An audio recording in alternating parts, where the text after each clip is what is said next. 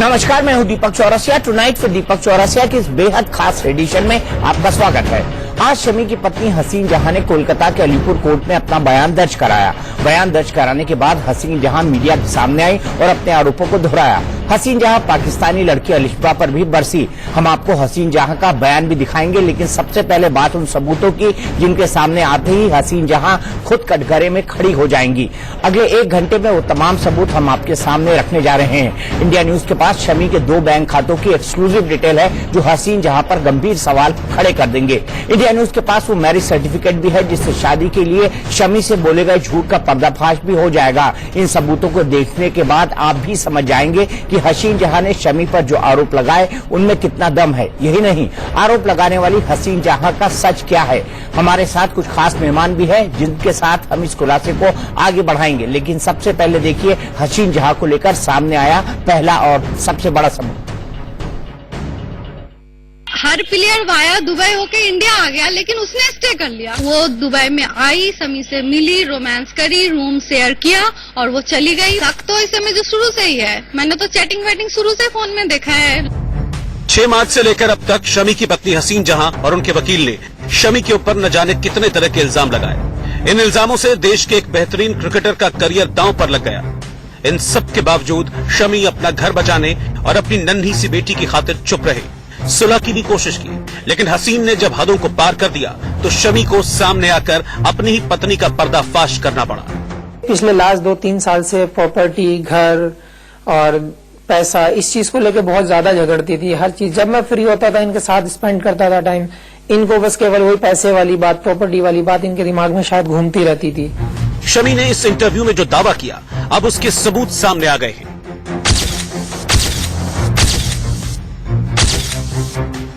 सबसे पहले इस एक्सक्लूसिव दस्तावेज पर गौर कीजिए जो सिर्फ और सिर्फ इंडिया न्यूज के पास है।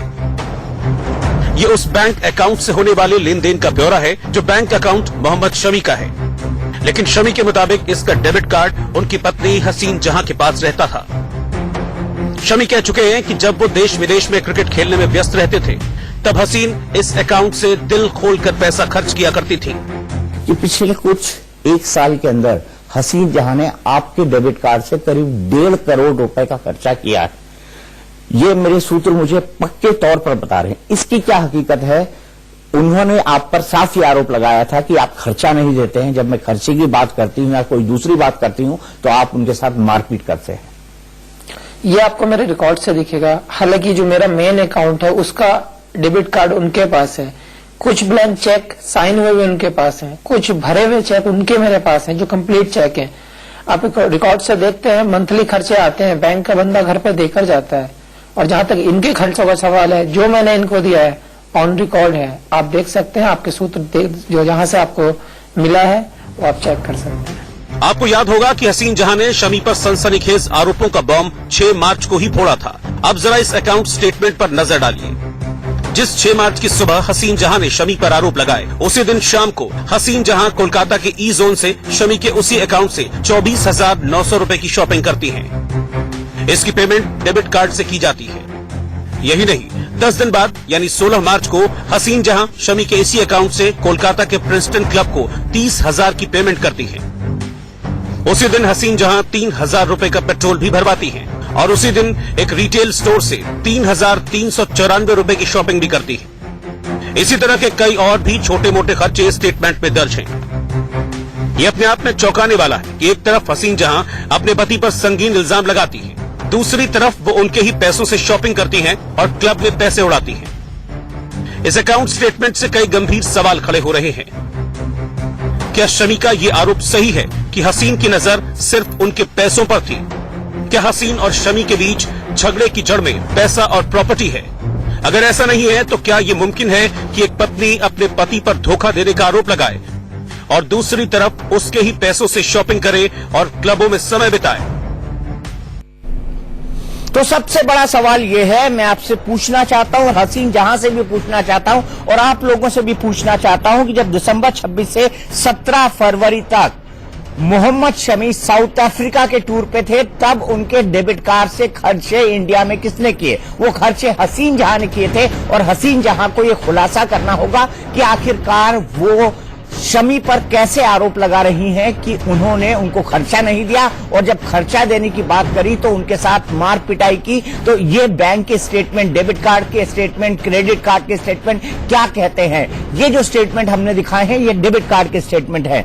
इसी पर बात करने के लिए हमारे साथ एक वरिष्ठ पत्रकार बैठे हैं, उमेश कुमार शर्मा, जो कि समाचार प्लस के एडिटर इन चीफ है, जिन्होंने कल अलिशबा से बात की थी, वो हमारे साथ है। रेखा अग्रवाल जी हमारे साथ हैं। शमी के फूफा खुर्शीद अहमद साहब हमारे साथ हैं। वो वही व्यक्ति हैं जो गए थे कोलकाता हसीन जहां से बात करने। हसीन जहां ने उनको कैसे ट्रीट किया, उनसे क्या बातचीत की। वो कहती थी कि अपनी शादी को बचाओ बचाओ, लेकिन मोहम्मद शमी ने जब जब बचाने के लिए हाथ बढ़ाया, हसीन जहां ने वो हाथ खींच दिया और कई तरह के आरोप उन पर लगा दिए। सबसे पहले चलता हूं मैं वरिष्ठ वकील और भारत सरकार के वरिष्ठ पद पर रहे अमरेंद्र शरण जी के पास, जो कि जाने माने सुप्रीम कोर्ट के लॉयर हैं। अमरेंद्र शरण जी, मुझे ये बताइए कि क्या मोहम्मद शमी पर किसी तरह का कोई केस बनता है इन आरोपों के बाद जो रिकॉर्ड पे आज उन्होंने दर्ज कराए हैं और जो तहरीर की कॉपी उन्होंने थाने में दी है?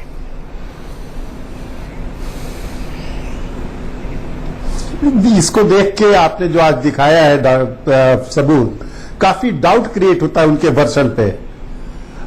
और दूसरी बात यह है कि उन्होंने जो रेप का केस किया है कलकत्ता में, वो कलकत्ता में तो उसका कोई जुरिस्डिक्शन ही नहीं है, और कलकत्ता में तो वो केस रजिस्टर ही नहीं किया जा सकता था। हमको तो पूरे प्रकरण पर एक संदेह खड़ा हो गया है जब से हमने आपका ये देखा दस्तावेज। साथ ही साथ एक लड़की, These documents are very very serious in nature।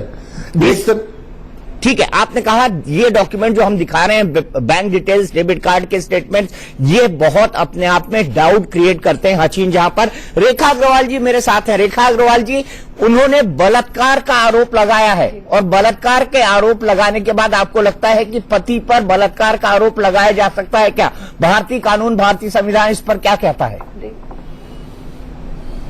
भारतीय कानून की अगर हम बात करते हैं तो जो क्रिमिनल लॉ है वो इंडियन पीनल कोड से गवर्न होता है, यानी कि भारतीय दंड अधिनियम, जिसमें धारा 376 सेक्शन 376 बलात्कार की सजा के बारे में है। ये सजा जो है बलात्कार की किसी भी सूरत के अंदर पति के ऊपर नहीं हो सकती है। तो ये तभी बलात्कार का आरोप, तभी रेप का आरोप किसी ऊपर तभी लग सकता है जब किसी महिला के ऊपर अदर देन हस्बैंड, मतलब उसका पति नहीं हो और कोई व्यक्ति जो है उसके साथ जबरदस्ती यौन शोषण करता है या बलात्कार करता है। हाल ही के अंदर अभी पीछे निर्भया कांड के बाद भी इस बात को मैं मानती हूं कि हमारे देश के अंदर एक बहुत बड़ी गुहार लगी थी कि मैरिटल रेप जो है, यानी कि शादी के अंदर अगर कोई बलात्कार होता है, यानी कि पत्नी के साथ अगर उसका पति भी जबरदस्ती कोई यौन संबंध बनाने की कोशिश करता है तो उस पति के ऊपर भी धारा 376 यानी कि बलात्कार की धारा लगनी चाहिए। परंतु अभी तक हमारे कानून के अंदर उसको माना नहीं गया, उसको एक्सेप्ट नहीं किया गया। कुछ देशों के अंदर होता है, विश्व के कुछ देश है जहां पर अगर पति जबरदस्ती करता है पत्नी से तो उसके ऊपर बलात्कार की धारा लग जाती है, पर अभी तक ये कानून हमारे देश के अंदर नहीं है। तो मुझे ये समझ भी नहीं आता कि शमी के ऊपर ये जो धारा 376 किस तरीके से पुलिस ने लगा दी है। अभी तो पति के ऊपर जब मैरिटल रेप की धारा मंजूर ही नहीं है, चाहे हो सकता है कि पति ने जबरदस्ती भी करी अपनी पत्नी के साथ में, पर सेक्शन 376 जो इंडियन पीनल कोड में है वो किसी भी सूरत पे पति के ऊपर नहीं लग सकता अगर उसने अपनी पत्नी के साथ चाहे कितनी भी जबरदस्ती करी हो या जबरदस्ती यौन संबंध बनाने की कोशिश करी हो। ठीक है, उन्होंने उनके भाई पर भी आरोप लगाए हैं, उन्होंने क्या लगाया है और उन पर भी रेप का आरोप लगाया है, वो बात हम आगे करेंगे। लेकिन सबसे पहले हम खुर्शीद अहमद साहब के पास चलते हैं। भाई के ऊपर हो ही सकता है, भाई के ऊपर हो सकता है, हम उस पर आएंगे कि क्या उसकी थ्योरी में गड़बड़ है। शमी के अंकल खुर्शीद अहमद साहब हमारे साथ हैं। खुर्शीद अहमद साहब, मुझे आप ये बताइए कि ये जो पूरा मामला है उसके बाद आप सुलह सफाई करने के लिए कोलकाता गए थे। हसीन जहां ने आपके और शमी के परिवार का ट्रीटमेंट किस तरह से किया, किस तरह से उन्होंने कहा, किस तरह से आपकी बातों को रिस्पॉन्ड किया, किस तरह से जवाब दिया आपकी बातों का? देखिए सर, कि जब हम कोलकाता पहुंचे तो सबसे पहले हमने यहां से उनसे कांटेक्ट करने की कोशिश की फोन से, तो उन्होंने कोई रेस्पॉन्ड नहीं किया, हमें यहीं से फोन पर कोई रेस्पॉन्ड नहीं किया। उसके बाद हमने कहा चलो गुस्से में है, कोई बात नहीं, फोन नहीं उठा रही है, हम जाते हैं, पहुंचते हैं वहां। तो हमने फ्लाइट पकड़ी, हम 4 लोग यहां से गए और 4 लोग जब वहां पहुंचे हम कलकत्ता में, तो हमने सबसे पहले इनके वकील साहब से ही हमने संपर्क किया। हमने किसी और इनके वकील साहब से हमने संपर्क यूं किया कि आप उनको समझाइए, फैमिली का मैटर है, हम लोग यहां पहुंच चुके हैं, इनसे हमारी प्लीज मीटिंग करवा दीजिए। और मैंने इनको और मेरे साथ में जो रिश्तेदार गए थे उन्होंने सबने अल्लाह का रसूल का वास्ता भी दिया कि हम ये चाहते हैं कि ये मसला जो है इसको लौटा दो, ये हमारी बहू है, हमारी पोती है और हमारा परिवार बहुत खुशहाल परिवार है, पता नहीं किसकी नजर लग गई इसको। तो उसके वकील का बेचारे का दिल भी पिघला और उसने हमसे इसकी एक मीटिंग भी करवाई। और वो जब मीटिंग अगले दिन मीटिंग करवाई, उस मीटिंग में इन्होंने हमसे जो हमने कुछ बातें जब इन्होंने हमसे कही तो हमने कहा सब बेटे तुम्हारी बातें सब मंजूर हो जाएंगी, तुम परवाह मत करो और सब बातें हम बैठा करके सुलझा देंगे। तो ये दोहराती नहीं कि धर्मशाला से क्यों नहीं आया, धर्मशाला से मां के पास क्यों चला गया। तो मैंने कहा 4-5 महीने से मां अकेली थी, विधवा औरत है, बेटे मिल नहीं पाया था, घर पे कोई नहीं मां के अलावा, हसीब भी मुरादाबाद रहता है और छोटा वाला भाई तुम्हारे साथ ही कलकत्ता में रहता है, तुम फैमिली में 3 लोग हो, शब्बो जो तुम्हारी ननद है वो अपने घर पे है, अपने घर पे, तो मां के पास वो पहुंच गया मिलने के लिए। तो इसमें क्या बुरा हो गया, इतना बुरा मानने की कोई बात नहीं थी। तो बहुत ज्यादा बुरा भला कहती रही, बहुत ज्यादा बुरा भला कहती रही। और उसके बाद इसने रात को हमें कोई 1:30 बजे तक हमारे साथ मीटिंग हुई, कम से कम 2 घंटे तक मीटिंग हुई, लेट आवर्स में मीडिया से बचा के ये और इनके वकील हमारे पास आए थे। तो उसके बाद ये इनसे इन्होंने कहा जो कुछ भी बात करना है मेरे वकील से करना और सुबह को ये बताएंगे आपको, मैं बता दूंगी। और ये वहां से 1:30 बजे रात को चली गई। फिर हम इनके वकील से लगातार कांटेक्ट करते रहे, इनको भी कांटेक्ट करने की कोशिश की गई, इन्होंने कोई हमें, इनके वकील साहब हमें बराबर, आप निकाल के देख लेंगे फोन रिकॉर्ड्स हमारे और उनके, तो हम बराबर उनको कांटेक्ट करते रहे और बराबर उनसे हम दरखास्त और इल्तिजा और रिक्वेस्ट करते रहे, लेकिन वो हमें कभी मीडिया का, कभी कलकत्ता पुलिस का ये डर दिखाते रहे और ये करते रहे कि भाई मिलाऊंगा मिलाऊंगा मिलाऊंगा। इस तरीके से हम 5 दिन लगातार वहां पर कलकत्ता में रहे और इनसे हम संपर्क करते रहे, लेकिन कोई पॉजिटिविटी का या कोई भी ऐसा जवाब हमें नहीं मिला जिससे कि हम अपने मकसद में कामयाब हो जाते। जबकि हमें बड़ा भरोसा और बड़ी उम्मीद थी कि हमें बहुत फूफा उफा कहती थी, हमारे साथ में उसके सगे चचा थे, उनको चचा कहती थी, चाचा कहती थी, एक मामा थे, उनको भी, सब फैमिली के ऐसे लोग थे जिनसे बहुत ज्यादा मोहब्बत हो, बड़ा फेथ था इनका। तो सब लोग बड़े इससे कॉन्फिडेंस के साथ गए थे कि ये इंशाल्लाह हमारी बात मानेगी। लेकिन वहां जाकर के हमने 5-6 दिन लगाए, कोई नतीजा हाथ नहीं आया हमारे, कोई ने रेस्पॉन्ड किया मिलने के बावजूद जी, कोई नतीजा नहीं, कोई नतीजा नहीं, कोई नतीजा नहीं। तो यहां पर भी हसीन जहां के इंटेंशन पर डाउट होता है कि जब उसने परिवार को सुलह सफाई के लिए मिलने को बुलाया तो ठीक से ट्रीट क्यों नहीं किया। मेरे साथ वो पत्रकार है जिन्होंने कल अलिशबा, वो पाकिस्तानी लड़की जिस पर उन्होंने आरोप लगाया है कि बहुत ही गंदे रिलेशनशिप है शमी और जो अलिशबा है उसके बीच, तो हमारे साथ उमेश है। उमेश ने अलिशबा का इंटरव्यू किया था। उमेश, सबसे पहले ये जानना चाहता हूं कि हमारे पास जो अकाउंट के डिटेल्स हैं उसकी क्या जानकारी है आपको पास, और दूसरा ये कि अलिशबा का जब आपने इंटरव्यू किया तो अलिशबा की बॉडी लैंग्वेज क्या थी, वो क्या जताने की कोशिश कर रही थी। हसीन जहां का कहना है कि बेहद गंदे रिलेशनशिप है अलिशबा और शमी के। दीपक, जहां तक जो शुरुआत है वो मामला ये है कि 5-6 को दिसंबर में दिल्ली में श्रीलंका और इंडियन टीम के मैचेस थे। 6 तारीख की रात को क्रिकेटर भुवी का जो रिसेप्शन था, उस रिसेप्शन पार्टी में शमी और हसी जहां दोनों थे। अब ये एक एक्सक्लूसिव डिटेल आज मेरे पास आई है जो मुझे मिली है। इसमें जो डेबिट कार्ड हसी जहां यूज करती हैं, 6 दिसंबर 2017 को उन्होंने एक शिव सारी बाजार है वहां से 10,000 रुपए की शॉपिंग की।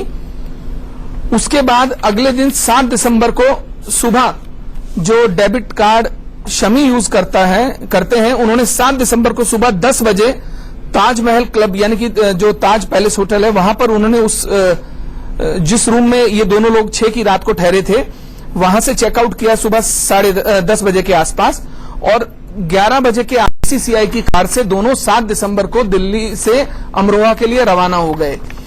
ताज पैलेस होटल से अगर हम अमरोहा पीक आवर्स में 11 बजे का जो समय 10:30 11 का होता है सुबह का, अगर हम अमरोहा का सफर करते हैं तो लगभग 4 से 5 घंटे बहुत कम से कम पहुंचने में लगते हैं। अगर ये लोग 11 बजे 7 दिसंबर को ताज पैलेस होटल से निकलते हैं और हम 4 घंटे भी मिनिमम कम से कम जोड़ देते हैं उसके साथ ज्यादा से ज्यादा, तो तकरीबन 3 बजे का समय होता है जब ये 3 साढ़े 3 का जब ये अमरोहा पहुंचते हैं गांव।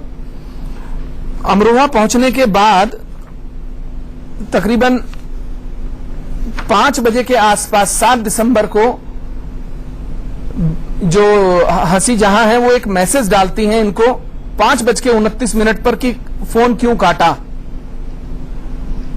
इसका मतलब 7 दिसंबर को 5 बजे शमी घर पर नहीं था।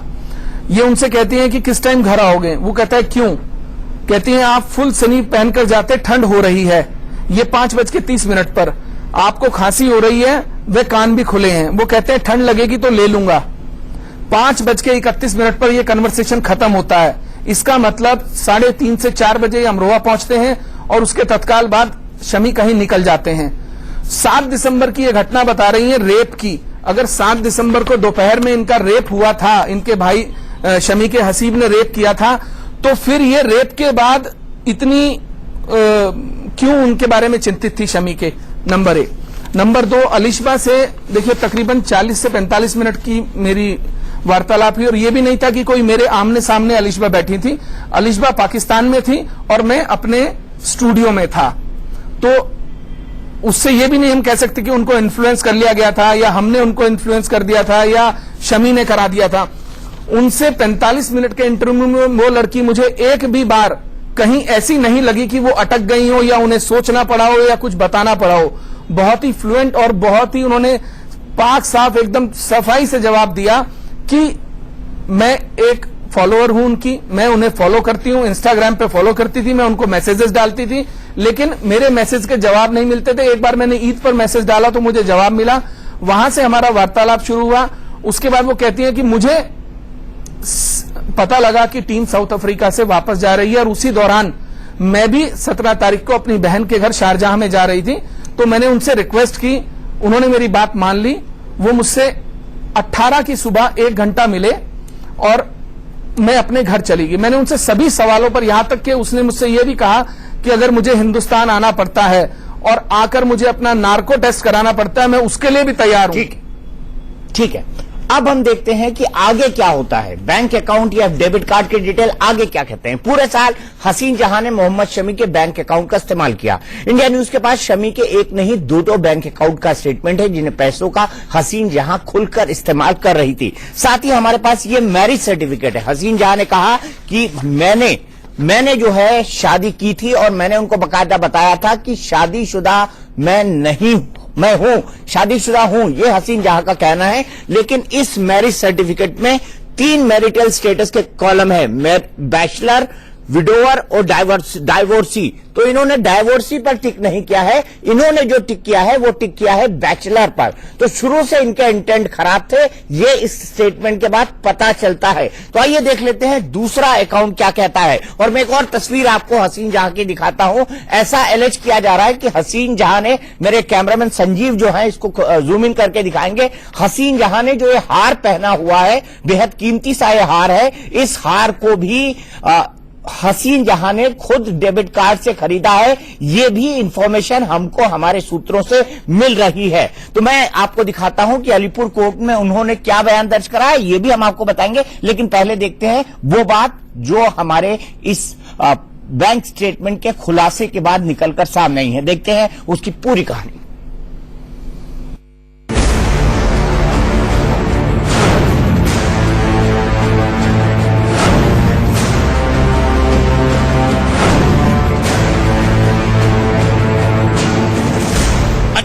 का हार, 31 लाख की प्रॉपर्टी, अमरोहा में करोड़ों की कीमत का हसीन फार्म हाउस। शमी ने हसीन के लिए अपना जहां लुटा रखा था। इसकी तस्दीक इंडिया न्यूज को मिले शमी के 2 बैंक अकाउंट स्टेटमेंट करते हैं। ये पहले अकाउंट का स्टेटमेंट है जिसमें अप्रैल 2017 से साल के आखिर तक के लेन देन का पूरा ब्यौरा है। शमी के मुताबिक इसका डेबिट कार्ड हसीन जहां के पास था। और वही इसका इस्तेमाल कर रही थी। इस्तेमाल कैसे किया ये देखिए। इस अकाउंट से तकरीबन हर रोज पैसे निकाले गए,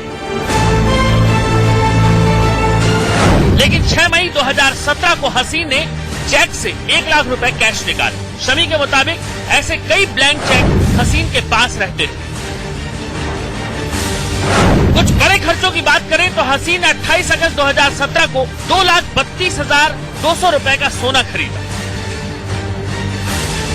अगले ही दिन उसने 1.5 लाख रुपए की एक पॉलिसी खरीदी। सितंबर महीने की 11 तारीख को हसीन जहां ने चेक से 2.5 लाख रुपए कैश निकाला। इसी दिन 15 लाख रुपए किसी दूसरे खाते में ट्रांसफर कर दिए। 12 सितंबर को उसने एक और पॉलिसी खरीदी जिसके लिए 2 लाख रुपए चुकाए। इसके बाद 3 अक्टूबर को 2 अलग अलग चेक से 1-1 लाख रुपए निकाले। शमी ने कहा था कि हसीन के झगड़ों से तंग आकर उन्होंने उसे एक अलग मकान लेकर दिया था। उस मकान के लिए भी पैसे इसी अकाउंट से दिए गए। इसके लिए 3 अलग अलग चेक से कुल 22 लाख रुपए की पेमेंट इस स्टेटमेंट में आप देख सकते हैं। साथ ही उस मकान के एक्सक्लूसिव दस्तावेज भी आप देख लीजिए। इसके अलावा शमी के अकाउंट से हसीन ने एक बड़ी शॉपिंग 2 दिसंबर को की। इस दिन उसने अपने लिए 16,10,000 रुपए के हीरे खरीदे थे। ये तो शमी का वो अकाउंट था जो पूरी तरह हसीन के हवाले था, लेकिन जिस अकाउंट को शमी ने अपने लिए रखा था उसमें भी लाखों रुपए का खर्च हसीन जहां पर किया गया। शमी के मुताबिक 7 अक्टूबर 2017 को उन्होंने 2 लाख रुपए निकाले और उसे हसीन को दे दिए, जबकि 10 अक्टूबर 2017 को उन्होंने 10,75,000 रुपए हसीन के खाते में ट्रांसफर किए ताकि वो अपना पुराना कर्ज चुका सके। हसीन ने शमी से कहकर अपनी मौसी को 10,000 रुपए दिलवाए। 21 जून 2017 को उनकी मौसी के खाते में ट्रांसफर किए गए इस पैसे का ब्यौरा भी स्टेटमेंट में आप देख सकते हैं। ये तो रही बैंक के स्टेटमेंट की बात। शमी ने आरोप लगाया था कि हसीन जहां ने अपनी पहली शादी की बात छिपाई थी, जबकि हसीन ने कहा था कि उन्होंने सब कुछ बता दिया था। लेकिन इंडिया न्यूज के पास मौजूद शमी और हसीन के एक्सक्लूसिव मैरिज सर्टिफिकेट की कॉपी पर नजर डाली। इसमें दुल्हन यानी हसीन के मैरिटल स्टेटस में बैचलर पर टिक लगा है, जबकि वो तलाकशुदा थी। आगे डिवोर्सी का कॉलम भी है, लेकिन हसीन ने खुद को कुंवारी बताया था और ये है उसका सबूत। अब हसीन ही बताएं कि इन तमाम सबूतों के बाद उन पर कोई कैसे यकीन कर ले।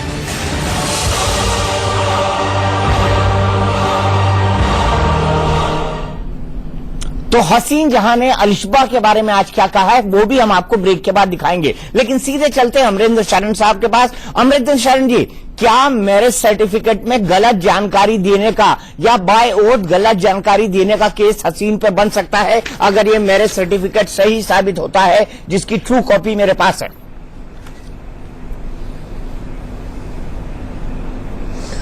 ये तो केस उनके ऊपर बनता ही है।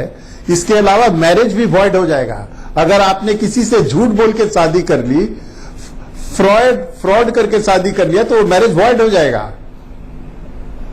मतलब शादी होगा ही नहीं, वो शायद शादी वैध नहीं माना जाएगा, यही कहना चाहते मैरिज एट ऑल।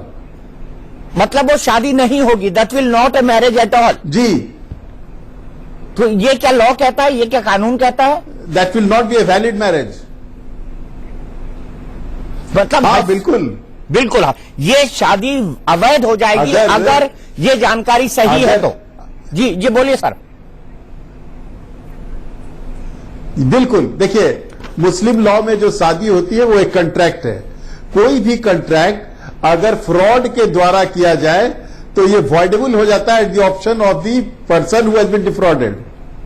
ठीक है, रेप का क्या मामला है? रेखा अग्रवाल जी से एक बार मैं और साफ करूंगा। रेखा जी, उन्होंने भाई पर आरोप लगाया है रेप का और साथ ही साथ मोहम्मद शमी पर भी रेप का आरोप लगा है। ये उस तहरीर के आधार पर जो एफआईआर बनी है उसमें है। क्यों उमेश? आज अलीपुर कोर्ट में बयान दर्ज कराने के बाद हसीन जहां मीडिया के सामने आई, उसने अलिशबा और शमी के रिश्तों को लेकर अपने आरोपों को फिर से दोहराया। इससे पहले शमी ने साफ कर दिया था कि उन दोनों में अब सुलह की गुंजाइश नहीं है। कि अलिशबा शमी के साथ दुबई में मिली थी। जनवरी से इन दोनों का प्लानिंग था और ये कोई फैन नहीं है, ये उसकी गर्लफ्रेंड बोल सकते हैं या फिर बोल सकते हैं, क्योंकि एक लड़की अगर अपने घर से छुपा के एक पुरुष से मिलती है, उसके साथ गंदगी करती है, रूम शेयर करती है, तो उस औरत की क्या वजूद हो सकता है? फिर वो एक गंदी औरत है, गंदगी करने के लिए आई थी, मेरा घर तोड़ने के लिए आई थी, मेरा शौहर को गंदा करने के लिए आई थी। खैर, मेरा शौहर भी कोई दूध का धुलाता है नहीं कि सिर्फ आलिसबा को मैं कह दूं, वो तो बहुत सारी लड़कियों के साथ गंदगी करा है। 7-8 दिन मैंने पूरी कोशिश की, जैसे आपने इंटरव्यू लगातार कोशिश कर रहा था इस चीज को, लेकिन जब उन्होंने खुलकर ही सामने आ गई है कि अब मुझे सुलह नहीं करनी है, तो एक वन साइडेड कुछ नहीं होता है, तो फिर उसका तो लीगल वे पे ही जाके कुछ हो सकता है। सीधे चलते हैं खुर्शीद अहमद जी के पास, जो कि शमी के फूफा हैं और सुलह सफाई के लिए ये कोलकाता गए थे। खुर्शीद अहमद साहब, आप क्या कहेंगे? क्या हसीन जहां ने आपके सामने कोई डिमांड रखी थी? हसीन जहां ने आपसे कहा था कि मुझे सेटलमेंट के तौर पर इतने पैसे, फलानी गाड़ी, फलाना कुछ चाहिए? देखिए सर, इसका मैं ही साक्षी नहीं हूं, बल्कि मेरे साथ में काफी लोग साक्षी हैं, और बल्कि कुछ लोग तो वहीं के थे, बड़े सतर्क रह गए, बड़े इज्जतदार लोग हैं वहां के, मैं उनके नाम नहीं बता पाऊंगा, लेकिन उन्होंने ऐसी डिमांडें रखी, डिमांडिंग इतनी हुई वो कि हम तो खुद ताज्जुब कर गए। उन्होंने कहा कि मेरी 5-6 शर्तें हैं, तब मैं कंप्रोमाइज करूंगी। तो हमने कहा बताइए। तो शर्त नंबर 1 तो ये है कि जो जादवपुर का फ्लैट है या बंगला है वो मेरे नाम होगा। शर्त नंबर 2 के 25 करोड़ रुपए मेरे अकाउंट में डाले जाएंगे। तीसरी शर्त ये कि जो अकाउंट चलेगा इसका बीसीसीआई वाला, वो मेरा उसमें ज्वाइंट अकाउंट होगा, वो मैं ऑपरेट करूंगी। चौथी शर्त ये कि किसी से शादी नहीं करेगा। पांचवी शर्त ये कि किसी से रिलेशन नहीं बनाएगा, किसी से चैटिंग नहीं करेगा। तो आपने क्या जवाब दिया? शर्तें रखी तो हमने कहा बेटे ये सब चीजें आप अपनी फैमिली को इन सब शर्तों के साथ इन सब फैमिली नहीं चल सकती। फैमिली की बनाने वाली बात करो, ये बंगले की, BMW गाड़ी की बात भी हाई करेगी, BMW गाड़ी वाली बात कि वो भी मेरे नाम होगी। तो मैंने कहा ये सब चीजें तो है तुम्हारी और करा भी देंगे, लेकिन ये 25 करोड़ रुपए की जो शर्त तुम रख रही हो, इतना पैसा तो उसके पास है नहीं। जो पैसा उसका आया है उसने वो प्रॉपर्टी खरीद ली। आप हमसे ज्यादा उसके अकाउंट को जानती हो, तुम उसके अकाउंट को चला रही हो, तुम्हारे पास उसके सारे डेबिट कार्ड्स हैं, तुम्हें पता है कि बोला वो प्रॉपर्टी वहां की बिकवाओ, जो उसने प्रॉपर्टी खरीदी है वो बिकवा दो। तो मैंने कहा बेटा इतनी जल्दी तो आज के इस दौर में बिकेगी भी नहीं। उसने सारी नंबर 1 से वो खरीदी है और नंबर 1 के प्रॉपर्टी को बेचने में भी टाइम लगेगा। ये भी सब हम धीरे धीरे तुम्हारा करवा देंगे। तुम ये गुस्सा छोड़ो, ये बातें छोड़ो, फैमिली को बनाओ, बंगले की, गाड़ी की, ये सब बातें हम तुम्हारी एक दिन में करा देंगे, जो होने की है हो जाएंगी। ये पैसा कैसे ट्रांसफर होगा, किस तरीके से है नहीं उसके पास, कहां से वो लेकर आएगा? और बेटे तुम्हें परिवार को चलाना है तो कैसे करोगी तुम इस बात को? उसको बिल्कुल तुम तो उसको अपना एक हिसाब से वो बनाना चाहती हो। मैंने कहा वो खर्च कैसे करेगा जब वो उस अकाउंट को भी तुम होल्ड करोगी उसके? तो कहने लगे खर्चा मैं दूंगी उसको, वो मुझसे भीख मांगे, वो मेरे आगे हाथ उड़ाए। बहुत ज्यादा रैश होकर के उसने, बहुत ज्यादा रेस थी, लेकिन हम लोग बड़े कूल हिसाब से उसकी सब बातें सुनते रहे, उसे समझाने की कोशिश करते रहे। तो अंत में उसने, जो मैंने आपको पहले ही बताया था कि उसने कहा था कि ठीक है जो भी बात होगी मेरे वकील साहब बात करेंगे और ये भी आपको बताएंगे। वेरी नेक्स्ट डे हम फिर उन वकील साहब के चैम्बर में पहुंचे और हमने जब उनसे बात करी तो हमने कहा वकील साहब ये जो सारी बातें शर्तें मंजूर हैं, ये 25 करोड़ वाला अमाउंट है वो कैसे हम मैनेज करेंगे, कैसे वो करेगा? प्रॉपर्टी बेचने में भी एक दिन में नहीं बिकेगी, टाइम लगेगा, आप उसको समझाएं प्लीज। तो बोले कुछ ना कुछ इनिशियल अमाउंट कराओ आप। ठीक है, आपने बिल्कुल जो बात बताई है हम उस पर ट्रस्ट करते हैं कि 25 करोड़ रुपए और कई तरह की प्रॉपर्टी की मांग हसीन जहां ने मोहम्मद शमी से समझौते के लिए रखी थी। उमेश, ये शमी के फूफा कह रहे हैं। मैं आपसे जानना चाहता हूं 7 और 8, 7 तारीख को उन्होंने भाई हसीब से रेप करवाने का आरोप मोहम्मद शमी पर लगाया है, जिसकी धारा 376 मोहम्मद शमी पर भी लगी है। आप मुझे ये बताइए कि 8 दिसंबर को इन दोनों की क्या चैट हो रही थी, हसीन जहां और मोहम्मद शमी की? दीपक, 8 दिसंबर 2017 को सुबह 10:43 पर एक मैसेज शमी के मोबाइल पर आता है बिरयानी राइस, रिफाइंड ऑयल, गरम मसाला, बिस्कुट, नमकीन, कॉर्नफ्लेक्स, चीनी, चपाती, जीरा, सर्फ, नहाने का साबुन, पेस्ट, नमक और अंडा। उसके बाद तकरीबन 11:21 और 11:22 पर 2 मिस्ड कॉल हैं। 11:24 पर मैसेज है, कॉल कीजिए। शमी का रिप्लाई है, वेट, इनवाइट नहीं करना अभी। ये रिप्लाई करती है, नहीं कुछ नहीं करूंगी, मिलाद के लिए बोलकर भी गलती हो गई। मिलाद कहते हैं प्रे करना, प्रार्थना करना। तो इनके जो शमी के फादर जो एक्सपायर हो गए थे उनके लिए प्रार्थना करनी थी। कहती हैं कि मिलाद के लिए बोलकर गलती हो गई, माफ करना, अपनी हैसियत फिर भूल गई, थोड़ा प्यार आपसे मिलता है और भूल जाती हूं, खैर सॉरी। फिर ये कहती हैं 12 बजे नहीं करना मुझे कुछ भी, बता देना अपने हसीब भाई से। 8 दिसंबर को, यानी कि ये हसीब भाई को भी इन्होंने 8 दिसंबर को मिलाद के लिए इनवाइट किया हुआ था, उस भाई को जिस भाई के ऊपर 7 दिसंबर को रेप करने का आरोप है। रेप करने का आरोप है। सीधे चलते हैं रेखा अग्रवाल जी के पास। साथ रेखा अग्रवाल जी, जो रेप की बात है वो मोहम्मद शमी पर भी लगी है और उनके भाई पर भी इन्होंने आरोप लगाया है कि मोहम्मद शमी ने अपने बड़े भाई हसीब से ये रेप करवाया। ऐसा हसीन जहां का दावा है उस तहरीर के अंदर।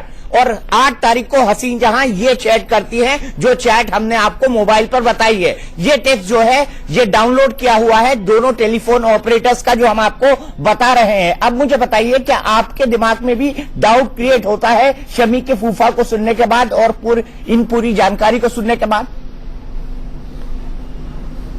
देखिए, जो सारा मैंने आपके प्रोग्राम के ऊपर अभी देख रही हूँ, ये जो फूफा जी की जो उनकी बात सुन रही हूँ, उमेश जी की भी बात सुन रही हूँ, ऐसा लगता है कि मोहम्मद शमी और हसी जहां के बीच में है एक कहीं पर कोई उनका जो वैवाहिक रिश्ता है उसके अंदर कहीं पे कोई दरार आ गई है।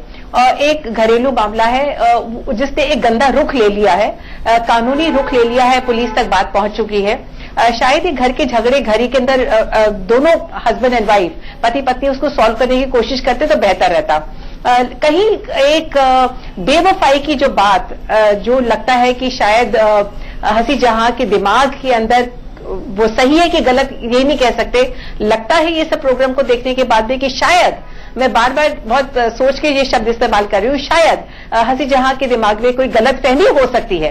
परंतु हमारा देश का कानून बहुत स्पष्ट है कि सही है कि गलत, ये बातें तो बाद में देखी जाएगी कोर्ट के अंदर जब केस चलेगा। एक बार तो पुलिस की जो जिम्मेदारी बनती है पुलिस अफसर की, कि एक बार अगर कोई भी महिला या कोई भी पुरुष कोई कंप्लेंट उनके ऊपर आके करते हैं जिसके अंदर एक एफआईआर बनती है, अगर प्रथमदर्शी के एफआईआर बनती है तो पुलिस की जिम्मेदारी बनती है कि उसी समय उस एफआईआर को रजिस्टर करना ही पड़ेगा, उस कंप्लेंट को एफआईआर का रुख देना ही पड़ेगा। और निर्भया केस के बाद में तो कानून में जो क्रिमिनल लॉ है उसके अंदर इतनी तब्दीली आ गई है, अमेंडमेंट आ गया है कि पुलिस के ऊपर एक बाउंडेड ड्यूटी है कि जैसे ही कोई महिला कोई भी शिकायत लेके आती है, चाहे वो सरसरी तौर के ऊपर ये लगे भी कि झूठी है, परंतु पुलिस अफसर की ड्यूटी बनती है कि उसको रजिस्टर करना ही पड़ेगा। उसके बाद में भले वो तफ्तीश करे और उसके ऊपर क्लोजर रिपोर्ट दे सकते हैं कि तफ्तीश करने के बाद में ये केस इतना कमजोर और इतना झूठा निकला कि इसके अंदर हम चार्जशीट भी नहीं फाइल कर सकते, कोर्ट के अंदर चालान नहीं पेश कर पाएंगे। तो इस केस के अंदर भी जो भी बातें हमने सुनी उससे लगता है कि बलात्कार की धारा, जैसे मैंने पहले कहा, 376 पति के ऊपर नहीं लग सकती है।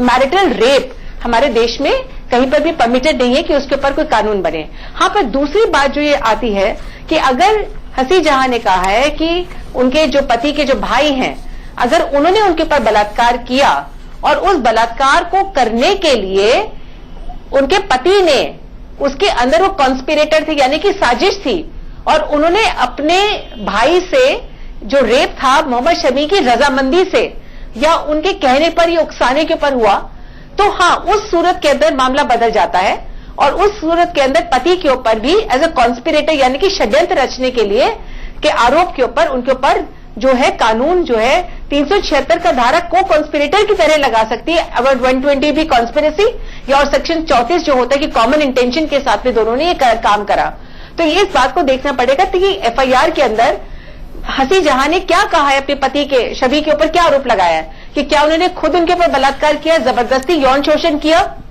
यौन संबंध करने की कोशिश करी, या अपने भाई से बलात्कार करवाया।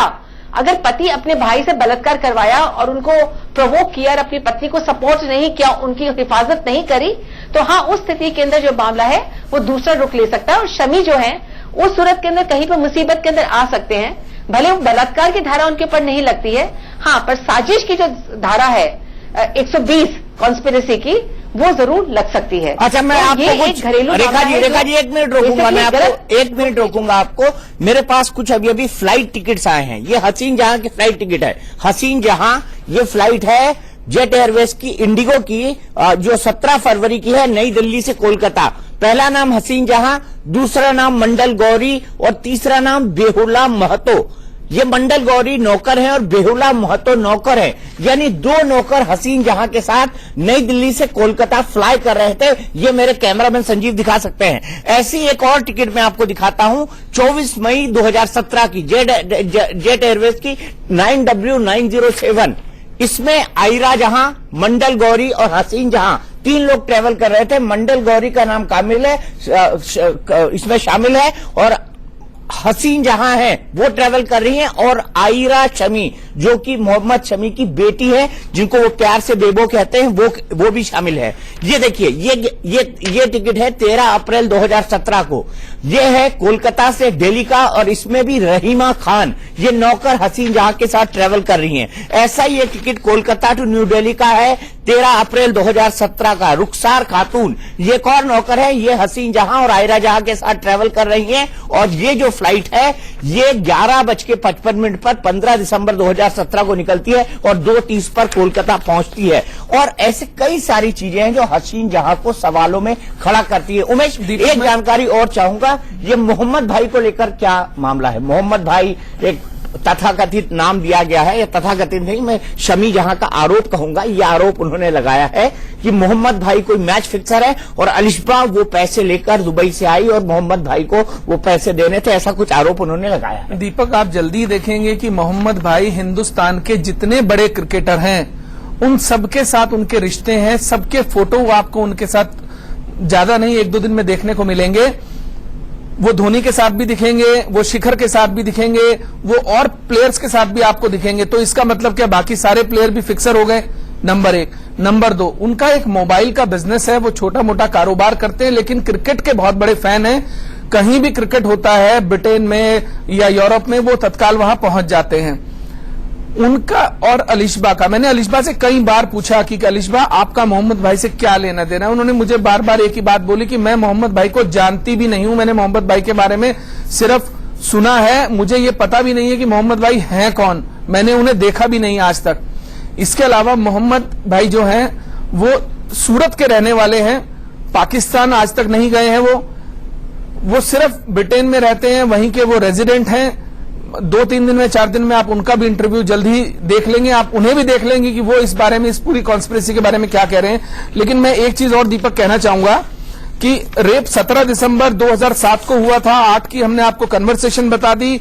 17 फरवरी को जब टीम लौटी दुबई एयरपोर्ट पे, तो दुबई एयरपोर्ट से तकरीबन 20-25 व्हाट्सएप ये आप देख सकते हैं।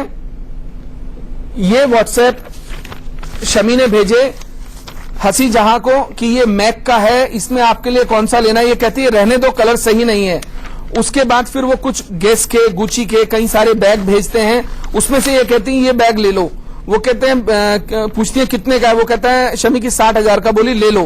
तो कहते हैं, हंसी कहती है कि ये नहीं, इसके अलावा एक और ले लो। तब शमी कहते हैं कि इस बैग में तो बेबो का एक छोटा सा टिफिन भी नहीं आएगी। बोलती है तो क्या हुआ, ले लो। ये 17 फरवरी को की कन्वर्सेशन है दुबई एयरपोर्ट पे। अगर आपके ये 17 फरवरी वही 17 फरवरी है जब वो अलिशबा से तथाकथित तौर पर दीपक, मैं कह रहा हूं कि अगर 7 दिसंबर को रेप हुआ था और आप अचानक से आपको मार्च के महीने में आप कहती हैं कि ऐसा ऐसा हुआ है, सारी घटना हुई है, तो फिर आप 17 फरवरी को उनसे शॉपिंग क्यों करा रही थी दुबई एयरपोर्ट पे? आपको अभी जाके FIR करा देनी चाहिए थी जब आप कलकत्ता आ चुकी थी वापस उस समय। ठीक है, ये गैप कहीं ना कहीं शक का दायरा बढ़ाता है और कुछ नहीं है। बाकी ये तो जांच के बाद पता लगेगा कौन गलत है कौन सही है। और अब BCCI इस पूरे मामले की जांच कर रही है, लेकिन अमरेंद्र शरण जी, जो कोलकाता पुलिस जांच कर रही है, क्या उन्हें इन फैक्ट्स पर भी ध्यान नजर डालनी चाहिए? आप क्या कहेंगे इस बारे में एक वकील के तौर पर? जरूर डालनी चाहिए। दूसरी बात यह है कि अगर रेप अमरोहा में हुआ तो उसका FIR कलकत्ता में कैसे रजिस्टर होगा? Under section 177 of the CRPC, rape उसका जो भी एक्यूजिशन है वो तो उसी जगह होना चाहिए जहां पर उसका ट्रायल हो सकता है, या फिर 0 FIR रजिस्टर होनी चाहिए और अमरोहा पुलिस को जांच करनी चाहिए। ये बिल्कुल सही कहा आपने, 0 FIR रजिस्टर करके उसको ट्रांसफर होना चाहिए अमरोहा पुलिस के पास और इसकी जांच होनी चाहिए। ठीक है, तो शमी के फूफा ने हमको कहा है, आज की सबसे बड़ी ब्रेकिंग न्यूज ये है कि हसीन जहां ने 5-6 शर्तें रखी सेटलमेंट के लिए, समझौते के लिए। ये कहा कि 25 करोड़ रुपए मुझे मोहम्मद शमी दे। कैसे दे, ये बात भी फूफा जी ने बताई। और साथ ही साथ वरिष्ठ वकील अमरेंद्र शरण का कहना है कि अगर हसीन जहां ने गलत सर्टिफाई करके, गलत ओथ लेकर बैचलर कह के शादी की है तो ये शादी अवैध घोषित होगी, क्योंकि मुस्लिम मैरिज में जो कॉन्ट्रैक्ट होता है, शादी जो कॉन्ट्रैक्ट होता है, वो अगर गलत जानकारी के आधार पर दी गई हो तो उसे अवैध माना जाएगा। तो हसीन जहां और मोहम्मद शमी के उतरते चढ़ते रिश्तों के बीच, उलट पुलट होते रिश्तों के बीच, ये थी हमारी खास पेशकश। लेकिन हसीन जहां मामले में पल पल की खबर आपको इंडिया न्यूज देता रहेगा।